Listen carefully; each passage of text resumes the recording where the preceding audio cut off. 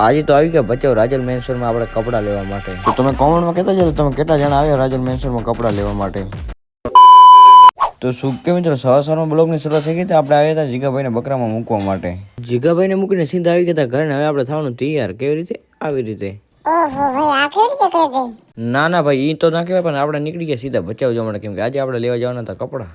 ભચાઉ આવી ગયા સીધા આવી ગયા રાજલ મેન્શન, કેમ કે બેસ્ટ કલેક્શન તો અહીંયા જ મળે. પછી દુકાને તો આવી ગયા હતા લખમણભાઈ એ માટે ખોરતા હતા એક પેન્ટ. ફાઇનલી આપણો વારો આવી ગયો ને આપણે પેલું ટ્રાય કર્યું. આ કેવું છે કોમેન્ટમાં કહેતા જજો. તો હવે આ શર્ટ પર તમારું ડિક્શન દેતા જજો. આ શર્ટમાં હું કેવો લાગુ?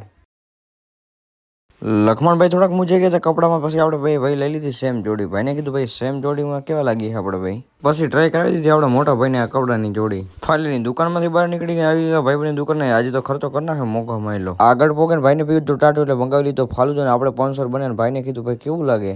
ના ચાલે કેમ કે મફત તમારે હાલે.